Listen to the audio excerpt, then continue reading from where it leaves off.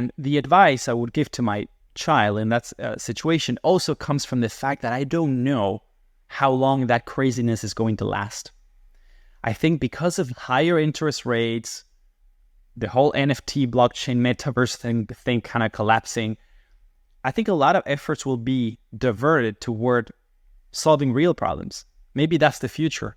It's boring, but that's the future. In your book, Emmanuel, you talked about the bias in researching AI. And it's not just AI. I mean, you could probably pick any field and find it in. How the incentives are aligned don't necessarily align with the best research. Eric Weinstein basically says the same thing with physics. Like, we're never going to truly understand physics until we change what's allowed to be researched.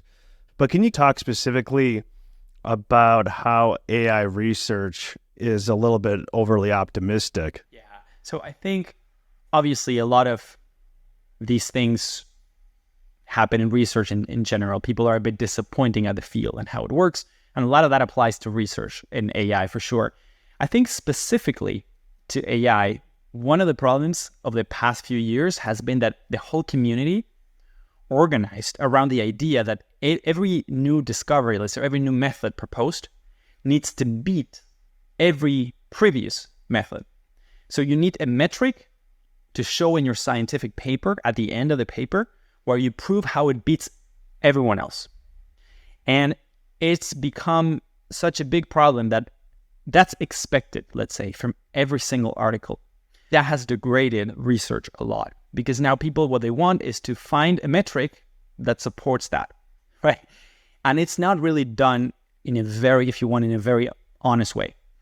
There's a lot of cherry picking of the metric, a lot of cherry picking of the methods you compare yours against, a lot of cherry picking of the data you use to support your conclusion. I've seen that a little bit too much, and that's what pushed me away from research. That's one of the reasons I decided not to stay in research after my PhD. I thought, I've become a salesman. People are selling snake oil here. They're just choosing the experiments to support their assumptions or their hypothesis. And yes, that's happening a lot with machine learning specifically. And I've been a reviewer for journals. So they invite me to be in the panel that judges, if you want, the article. And at one point, if I'm honest, I started almost skipping the last bit of the paper because I knew what it was going to say.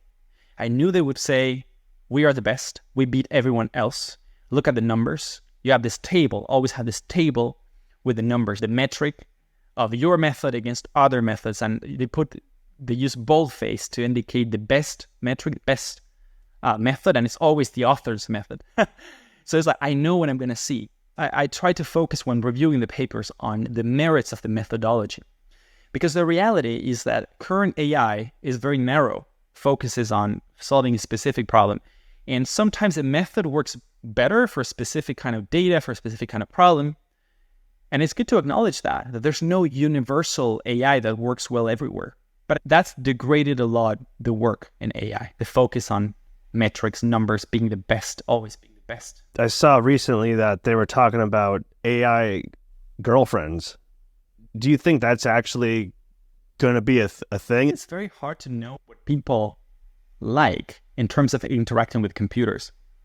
One example of that is augmented reality. For many years, they've been telling us that there's a new fancy goggle that everyone will want. But it appears that people actually don't want to walk around with goggles, for augmented reality. That's what happened with the metaverse. And now I see those ads on Instagram where Meta is trying to show how the metaverse is useful. So I see this ad of firefighters using these goggles and something saying, Meta themselves, they say, firefighters find the metaverse useful, or they're doing their job thanks to, they're trying to prove that someone wants this. So I don't think it's that easy. The market sometimes reacts in weird ways. So the question about will people want AI girlfriends? I don't know. We will have to see. But there's one thing that I would like to point out about this, because someone asked me a question about art generated by AI. What if AI can create paintings or create works of art? And my answer to this person was, look, for quite a while, people haven't actually consumed art because of the difficulty of producing the product. If you see contemporary art, people say, I could have done that. There's like a piece of string that they display in the museum, and you're like, I could have put that there. People don't buy the product, but they buy the story behind the product. You go to just any contemporary art museum, you'll see like most of the things on display, you could have done it.